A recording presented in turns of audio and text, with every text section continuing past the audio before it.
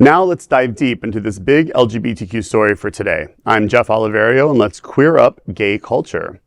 Rocky Horror at 50. New book reveals rare behind-the-scenes photos. This fall, the Rocky Horror Picture Show will turn 50, and a new book is set to take fans back to the very beginning of the cult phenomenon. The movie made famous the gender-bending character of Dr. Frank-n-furter and his song loudly proclaiming, "I'm just a sweet transvestite." Now, HarperPop has announced the release of Rocky Horror, a behind-the-scenes look at the cult classic, arriving September 30th.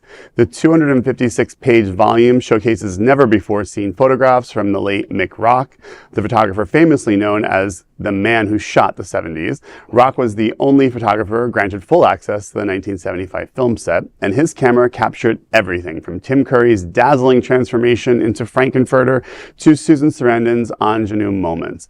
Speaking of his behind-the-scenes work, he said, quote, "I could snap whatever caught my eye, stirred my imagination," end quote. The book, priced at $50, pairs his images with reflections from cultural icons like Joan Jett, Courtney Love, Karen O, Juliette Lewis, and drag stars Jinx Monsoon and Trixie Mattel. Richard O'Brien, who wrote the original stage musical, provides the foreword, while journalist Tim Moore, who passed away in March, compiled the project. Though the film bombed on release, it went on to gross nearly $225 million and became the longest-running theatrical release in history, with midnight screenings that embrace queerness, camp, and rebellion. For generations of queer fans, Rocky Horror wasn't just a movie, it was a movement. This is interesting. The idea of Rocky Horror, if you could imagine, in today's world, and the reason I'm bringing this up is there's a documentary that's on HBO right now, a very sad documentary about the girls that were killed at this yogurt shop. But in the documentary, they talk about the Friday night of all the kids were going out. It was like in the 90s, I guess, and they were all going to the Rocky Horror Picture Show in Austin, Texas. So again, it's in Texas. All these people dressed up, makeup, and guys, and mostly, I'm assuming, straight people. A lot of straight people that were going to this. And I'm thinking today, could I imagine this playing out for, like, you know, that high school kids are going to see a transvestite, you know, rock musical in a theater and singing along and getting dressed up?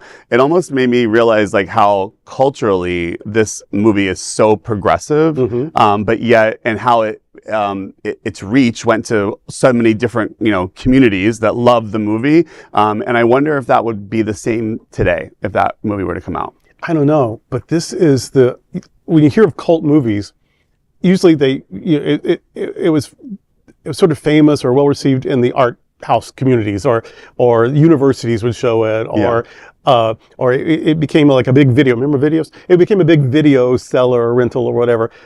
This is, I think, unique in that it has not just been up for a period like that, like this, the Town That Dreaded Sundown. That was at drive-in theaters, and people knew about it and talked about it, but after a while, it just went away.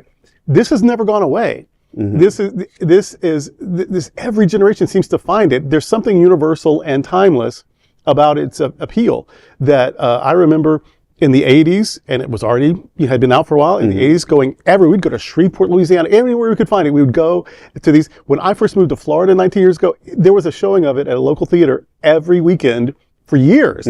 I remember when I lived in a suburb of DC, we went to Frederick, Maryland to see a live production of it. Frederick, Maryland.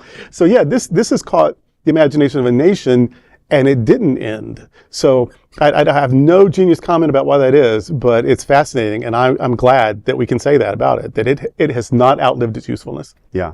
Yep, and I like to remind people that Rocky Horror actually launched a couple of legendary careers out of it. We talked about Susan Sarandon, and another name that people tend to forget, rest in peace, Meatloaf. Yes. There started his career. So ultimately, the impact that it's had, not just as a movement, but going into the field of cinema, and also, since we're talking about Meatloaf, the field of music as well. There's the impact.